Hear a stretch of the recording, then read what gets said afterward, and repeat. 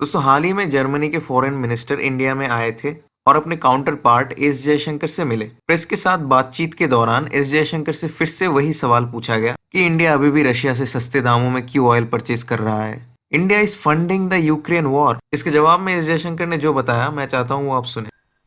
The European Union between February 24th and 17th November has imported more fossil fuel from Russia than the next 10 countries combined. The oil import in European Union is like 6 times what India has imported. Gas is infinity times because we don't import, whereas European Union has imported $50 billion worth, 50 billion euros worth. Even coal imports from Russia by European Union, I'm not singling any particular country, is 50% more than India's imported. So the remark that you made that this is the way the European Union is going and this is the way India is going, I would very respectfully suggest maybe European Union is actually doing something very much more than India is doing at this point. I would urge you to look at these figures.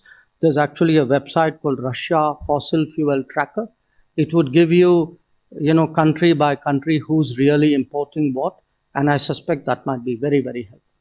Russian fossil fuel tracker नाम का एक website है, वहां पे जाके figures check कर लो आप। हम तो रशिया से सिर्फ ऑयल इंपोर्ट्स ही करते हैं, गैस तो हम इंपोर्ट करते ही नहीं है। और ऑयल इंपोर्ट के मामले में भी यूरोपियन यूनियन 6 टाइम्स ज्यादा ऑयल परचेस करता है रशिया से। कोयले की बात करें तो उसमें भी सेम हालत है। तो यूरोपियन यूनियन के इस पूरे हिपोक्रेसी के बारे में मैंने एक वीडियो में बात करी थी, एकदम सिंप्लीफाइड तरीके से। आप चाहो तो वो वीडियो चेकआउट कर सकते हो। अभी एक और न्यूज जो उठ के आ रही है उसके मुताबिक आपको याद होगा कि 29 नवंबर को international day of solidarity with Palestine जो कि था, उस दिन पीएम मोदी ने बताया था कि उनका अनवेवरिंग सपोर्ट है to the Palestine peoples. Indians और पैलेस्टीनियंस सेम हिस्ट्री शेयर करते हैं। इसी को लेके पार्लियामेंट में बात उठी थी, जिसको लेके एस जयशंकर ने इसको क्लेरिफाई किया। We are very clear on Palestine. We support, sir, a two-state solution. We want a two-state solution with the two states living peacefully side by side.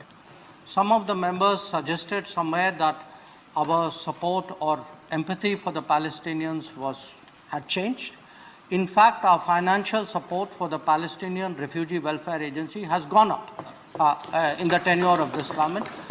I hope that honorable members would appreciate that. उन्होंने बताया कि हम जो aid provide करते हैं Palestinians को वो बढ़ा है पिछले सालों से। आज तक अराउंड इंडिया ने $2.9 मिलियन का एड पैलेस्टीनियंस को प्रोवाइड कर चुका है। और ये अमाउंट आपको काफी छोटा लग सकता है, लेकिन पैलेस्टीनियंस का पॉपुलेशन भी तो कम है, तो इसीलिए ये अमाउंट उनके लिए बहुत बड़ा होता है। इंडिया पैलेस्टीन के कॉज को सपोर्ट करता है और साथ ही साथ इजराइल के साथ भी हम क्लोज टाइज मेंटेन करके चलते हैं। तो यहाँ पे अगर सवाल उठे कि इंडिया किसको सपोर्ट करता है, पैलेस्टीन को या फिर इजराइल को, इंडिया के मुताबिक ये कॉन्फ्लिक्ट जो कि इजराइल और पैलेस्टीन के बीच है, तो उन दोनों को ही इसको रिजॉल्व करना चाहिए। इसको बेसिकली हम एक सजेशन ही बोल सकते हैं। दोस्तों लास्टली आपके लिए एक सवाल है, आपको बताना है कि यूएसए ने एक जो नया स्टेल्थ बॉम्बर बनाया है उसका नाम क्या है। कमेंट्स पे आप मुझे बताइए, जिसका भी सही आंसर होगा उसके कमेंट को मैं हार्ट दे दूंगा। Thank you for watching. जय हिंद।